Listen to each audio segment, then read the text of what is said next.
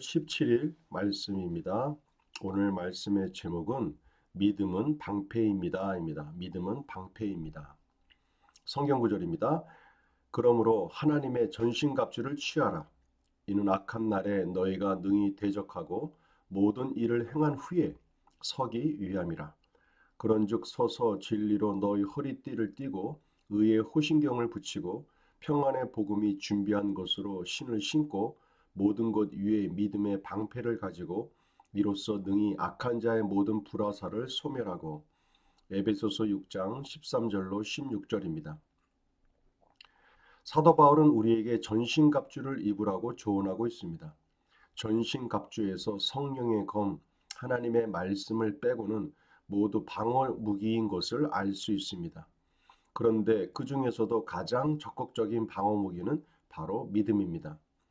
나머지 투구, 가슴바지, 허리띠는 모두 몸에 걸치고 있는 것이지만 믿음의 방패는 내가 직접 사용함으로 사단의 불화 화살들을 정확히 막아낼 수 있다고 성경은 말해주고 있습니다. 우리의 믿음은 사단의 불화살을 힘이 없게 만듭니다. 사단이 여러분을 공격할 때 믿음으로 그 공격들을 막는 것입니다. 사단은 여러분에게 너무 아무런 가치가 없어 아무도 널 좋아하지 않아라는 생각을 넣어줄 수도 있습니다. 그럴 때 여러분은 하나님의 말씀을 믿는 믿음으로 그 화살을 막아내야 합니다. 아니야, 스바냐 3장 17절에 하나님께서 나로 인해 기뻐하신다고 말씀하셨습니다. 하나님께서 나를 사랑하시고 나는 그분의 걸작품이야 라고 사단에게 믿음의 방패를 들어야 합니다. 여러분이 도망하지 않고 사단을 대적할 수 있는 그때 도망칠 것입니다. 오늘은 그 믿음 가운데 바로 믿음은 방패입니다 라고 하는 주제입니다. 믿음은 방패입니다. 에베소서 6장에는 하나님의 전신갑주를 취하라. 하나님의 전신갑주를 취하라. 이런 말이 나오죠. 구원의 투구, 의의 호신경, 복음의 신발을 신고, 그렇죠? 예. 진리의 허리에 띠를 두르고, 예. 이 모든 것들이 하나님의 전신갑주에 해당되는데요. 모든 것 가운데 방어 무기인 바로 이 사단의 불화살을 막을 수 있는 것은 믿음의 방패다라고 성경은 말하고 있습니다. 믿음의 방패를 들어라. 믿음의 방패를 가지고 모든 악한 자의 불화살을 소멸시켜라 라고 말합니다. 그래서 믿음은 방패이다. 믿음은 방패가 될 수 있다. 날아오는 불화살을 소멸시키고 막을 수 있다. 예. 머리로 향하는 우리의 구원을 흔드는 우리의 가슴 속에 날아오는 우리의 의를 흔들어 놓는 또 진리의 허리띠 가운데 있는 허리에 날아오는 불화살을 또 발에 복음의 신발을 묶어 놓는 그 화살이 발로 날아올 때 모든 것을 막을 수 있는 것은 믿음의 방패라는 겁니다. 믿음의 방패. 믿음의 방패.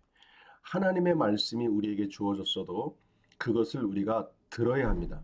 날아오는 화살을 향하여 들을 때만이 그 믿음의 방패가 효력을 갖게 되는 것이죠.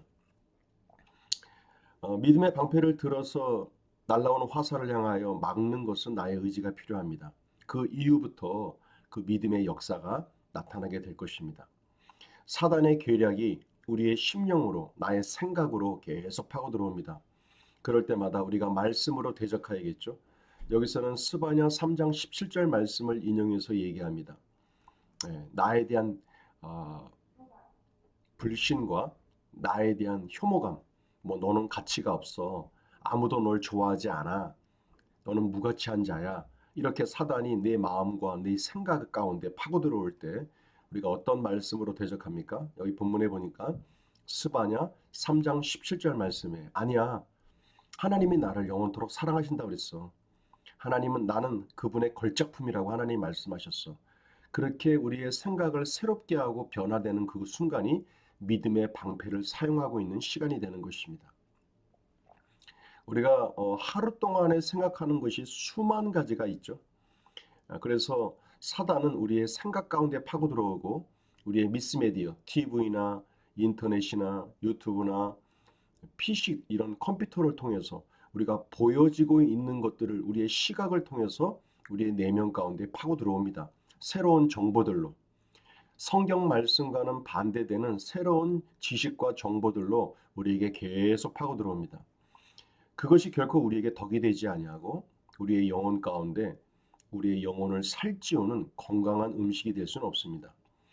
우리 앞에 놓여 있는 성경의 진리의 말씀 가운데 우리가 더 많은 시간을 함께하고 그것을 우리가 지속적으로 먹을 때에 우리의 영혼은 풍성케 될 것입니다. 자, 문제풀이 보겠습니다. 우리의 무엇은 믿음은 사단의 불화살을 힘이 없게 만듭니다. 우리의 믿음은 사단의 불화살을 힘이 없게 만듭니다. 선포기도입니다. 나는 사단의 모든 공격을 하나님의 말씀을 믿는 믿음으로 막아냅니다. 사단의 공격은 나에게 아무런 효과가 없습니다. 말씀 선포 3회입니다. 그러므로 하나님의 전신갑주를 취하라. 이는 악한 날에 너희가 능히 대적하고 모든 일을 행한 후에 서기 위함이라. 그런즉 서서 진리로 너희 허리띠를 띠고 의의 허신경을 붙이고 평안의 복음이 준비한 것으로 신을 신고 모든 것 위에 믿음의 방패를 가지고 이로써 능히 악한 자의 모든 불화살을 소멸하고. 에베소서 6장 13절로 16절 말씀입니다. 짝꿍 기도입니다. 몸은 하나인데 많은 지체가 있고 몸의 지체가 많으나 한 몸인가 같이 그리스도도 그러하니라.